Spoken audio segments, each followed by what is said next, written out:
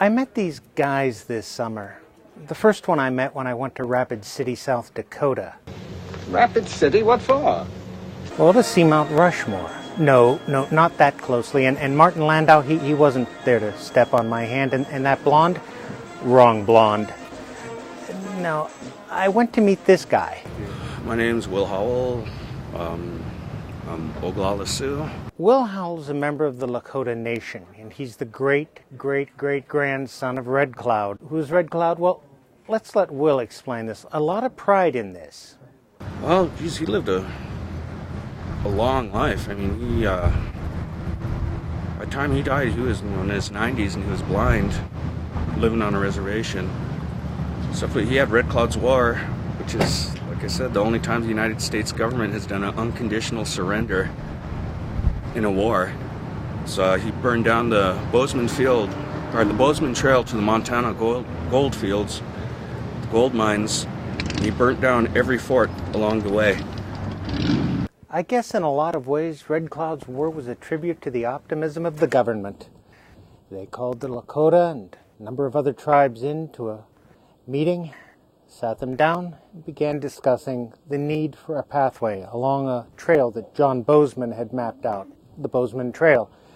The problem was that the Indians noticed wagons leaving the fort even as they were sitting down for the council. By the time they got up, the forts were underway along the trail. Somebody had seriously overestimated their persuasive skills, and as Red Cloud put it, "I am for war." Boy, was he ever. I suppose today we'd call him a domestic terrorist. To the Lakota, this was the center of the universe, the Plains buffalo. It was their food, their clothing, it was the sides of their teepees. And these animals were in the way because the white settlers wanted to move west, not for buffalo hides or meat, but to the gold fields. The Plains Indians wanted to fight to keep their way of life. The buffalo was caught in the crossfire, and you can imagine who won. He went to Washington and he saw how many people there actually were, because Indians lived in little tribes, and he went and saw a city and said, "There's no way we can fight this many people. We should just try to make peace, just try to live with them, because there's no stopping them." He said they're like ants, there's just so many of them. So he was going for peace. That's why they, like Crazy Horse and Sitting Bull, wanted to fight. He was telling them, "I've been to the cities, we can't fight. It's impossible. There's just too many of them." So he wanted to make peace, and I think that's why they called him at one point a paper chief. Okay, one last question. How do the Indians get along today? It's almost like inner city out here, like black on black violence. It's so you see in the news, it's so glamorized, this gangster stuff. So Indians are trying to form little gangs. All the young guys now, they're just fighting each other. But the racism that I grew up with is completely gone. It seems like it's when I was a little kid, I'd go to friends' houses and they tell me you have to wait outside because my parents don't like Indians and stuff. So I'd wait outside. I'd really kick myself for that now, that I just put up with that. But all that kind of stuff is gone. It's people are people now. Then there's the other guy. Michael Donahue. I'm park ranger here. This is my 20th summer at Little Bighorn here. There's a lot of slaughter in these hills. A lot of ghosts. And they keep coming back to visit us. And sometimes we go looking for them. There was basically two different cultures here, and they both felt they were superior to one another. The non-Indian culture definitely thought that they were superior, and even the Lakota thought that they were superior to the white men during this period. So it was definitely based on culture. Why was Custer here? Well, Custer was ordered by President Grant, who was the commander-in-chief. This was a punitive action, and he was one of just 3 commands who comes into this area.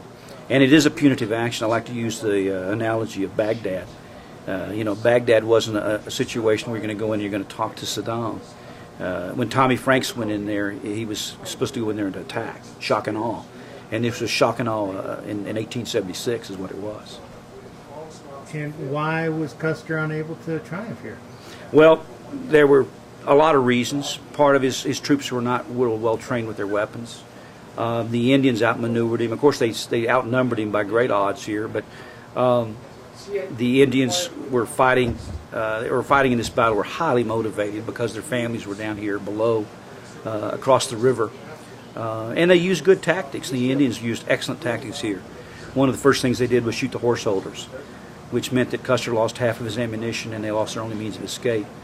And that caused some of these soldiers to begin to panic here.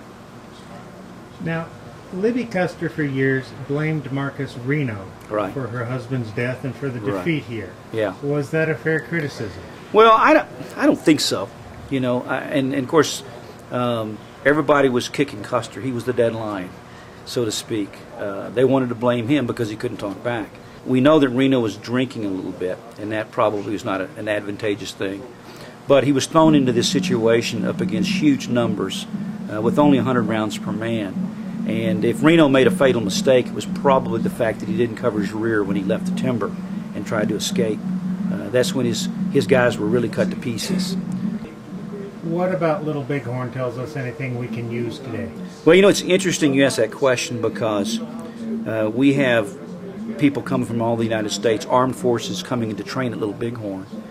And one of the things we're not fighting today is the Japanese and the Germans. We're fighting some of the best guerrilla-style fighters in the world in Afghanistan and in Iraq. And a lot of times we have troopers officers coming here to study Little Bighorn because they think it has practical applications today in warfare over in Afghanistan, where we have people who are living off the land, and they're some of the best guerrilla-style fighters in the world. And so they look at this battle as something perhaps we can learn something from, tactically. You ever walk this battlefield and try to imagine? Yeah. It must be like working in a graveyard.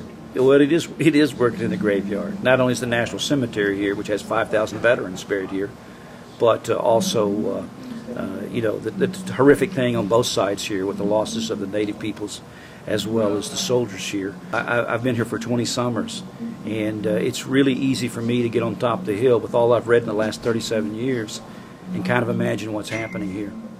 It's funny how one man's neighborhood can be another man's museum. This is the Carnegie. It has a display of Native American cultures stretching from the Inuit of the north all the way down to the plains, even to the Mesoamericas. You have to ask yourself when you visit a place like this, what if we'd lost and they'd won? When I traveled out west to South Dakota, would I have been seeing a museum of people like me?